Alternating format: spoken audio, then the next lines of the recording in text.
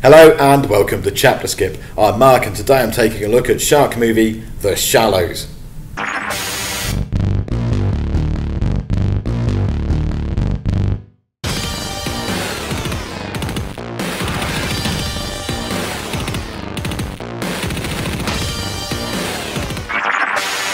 The Shallows is directed by Jaime Collet-Serra, or at least by someone whose name sounds similar to that, as I tend to mispronounce names from time to time.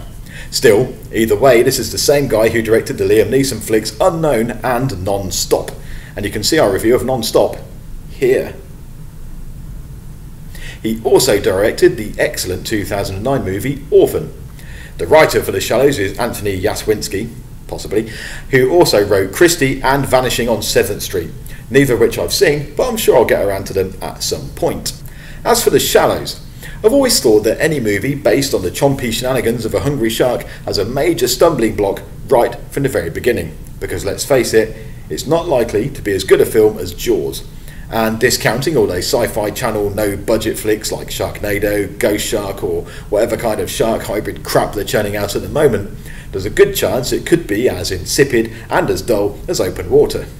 The Shallows centres on a woman named Nancy, played by Blake Lively, who locates a secret beach, with the only reason for her trip apparently being that her mother visited it when she was pregnant with a little Nancy fetus. Which seems an odd reason for wanting to visit somewhere, but hey, whatever. I suppose it is at least an original suggestion that I don't think I've seen being used as a plot device before. Anyhow, presumably due to Nancy's poor organisational abilities, or because she's still embarrassed about being in the Green Lantern movie and doesn't want to be recognised, she arrives at the beach just a few hours before it gets dark. On top of that, she doesn't even know the name of the beach that she's arrived at, as good old Carlos, who gave her a lift to the location, just decided to be vague and not tell her. Probably because of plot reasons.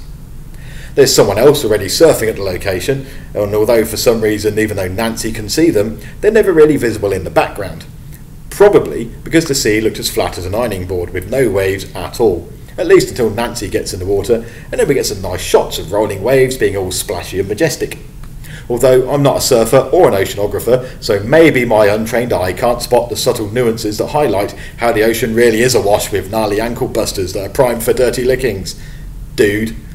So, Nancy swims out, chats to the surfer dudes, who also refuse to tell her the name of where she is. This means I'm going to make up my own name for the place. So welcome to sunny Yum Yum Shark Beach, the beach where you are the buffet.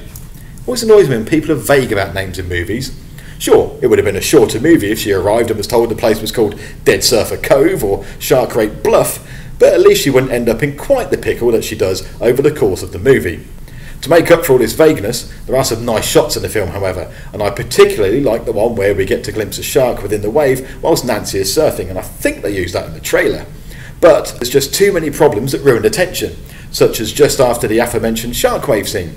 Nancy gets knocked off her board and tumbles through the water across the rocks at the bottom, accompanied by the sort of crunching noises that are usually only associated with a room full of people all eating celery at the same time, and somehow she seems unscathed by the entire incident.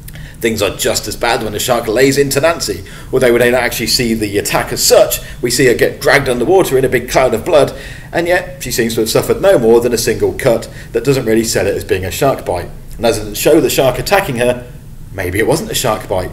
Maybe she was simply shaving her legs underwater and managed to cut herself.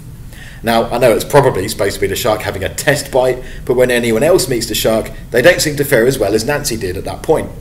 Actually, a little later on, her injury does look worse, because there's a scene where I'm guessing the filmmakers wanted the audience to cringe at the injury, but initially, it didn't look so bad.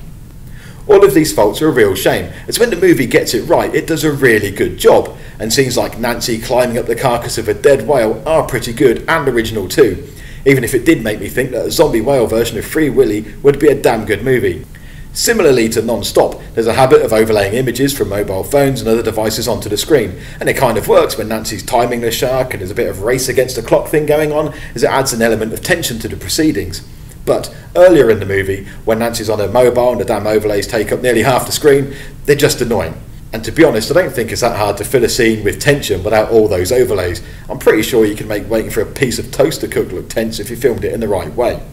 Now, I realise that I've been quite harsh in this movie, and to be fair, it's not a terrible movie, and it's not one that would make you walk out the cinema before the film is even over. But at the same time, there's not really anything here that made it stand out for me, and I don't think it's one to spend too much money on. Still, just because I wasn't impressed by the movie doesn't mean that you won't like it. But I really couldn't find anything here that's going to make this a movie that you'll recommend to your friends, or even anything that will make you want to buy it once it's available. All we end up with is a film that's okay, and a one-off viewing at best, with nothing to make me want to sit through it again. Oh, and if anyone wants to explain to me how a flare can make a random patch of ocean suddenly catch fire, then please do, because that just didn't make any sense to me. Thanks for watching, and I'll see you next time.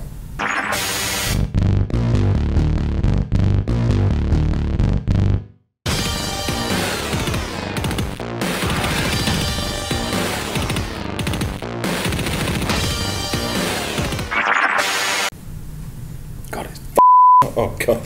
Nah.